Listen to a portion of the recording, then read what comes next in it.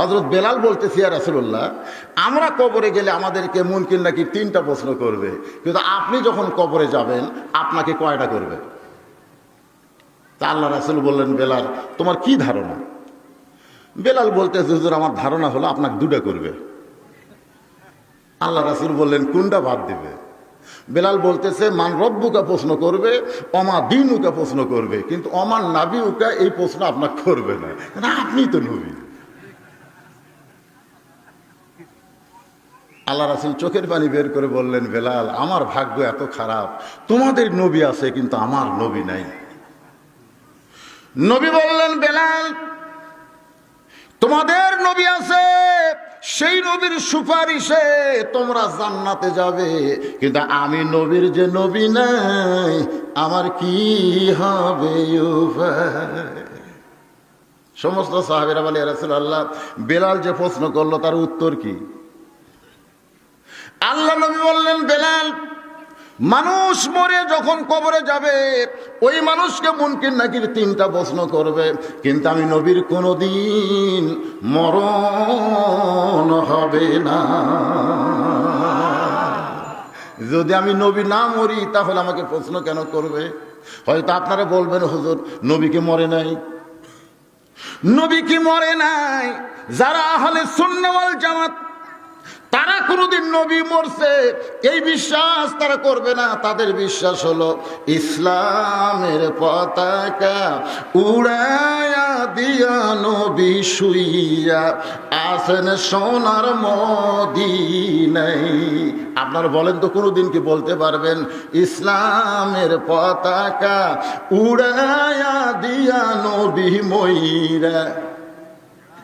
ময়রা কর পারবেন? দেখে কম তো, তাহলে কইয়া বাড়ির যান, ঘাটার মধ্যে আপনার প্যারালিসিস হবে। তাহলে জবান খুলে একটু সবালে বলেন, ইসলামের পতাকা উড়ায়া দিয়া নবী শুইয়া আসেন সোনার মদিনায়।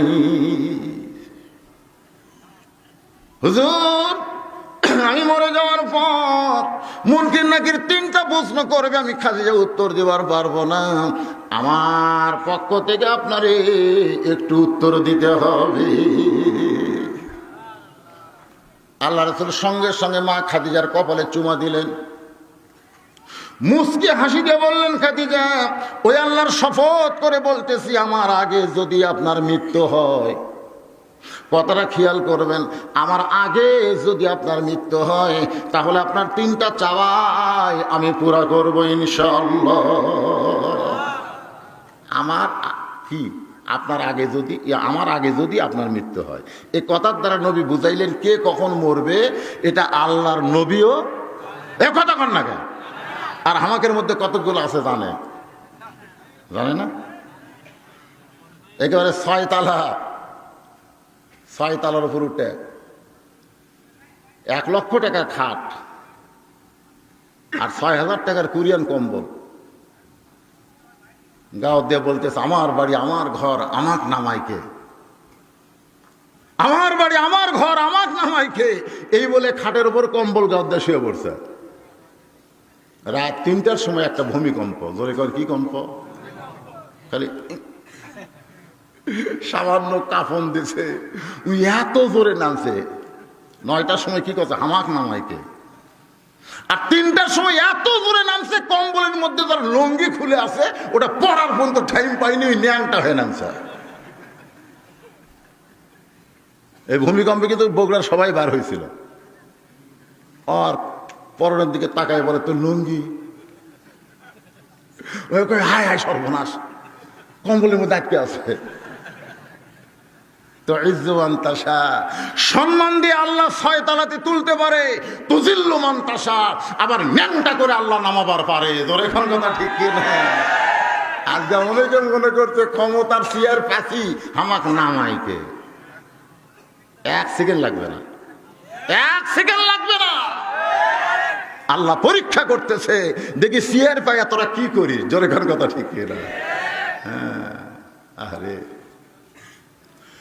মিশে মায়ায় বন্দিরে থাইকা করলাম কত খেলা, পশ্চিমে তাকিয়া দেখো তোমার জীবনের ডুইবা গেল বেলা পাখিরে, সবই মিশে আর ফাঁকি। এই ছেলেরা বলো, আমার সঙ্গে বলো, এক পলকের নাই ভরসা, মিশে সকল আশা, কখন বুঝি দারুণ ঝড়ে তোমার ভাঙবে দেহ বাসা। আপনি কি মনে করতেছেন কখন? যে কোনো সময়। জোরে কোন কথা ঠিক কিনা? একটু মনোযোগ দিয়ে শুনবেন।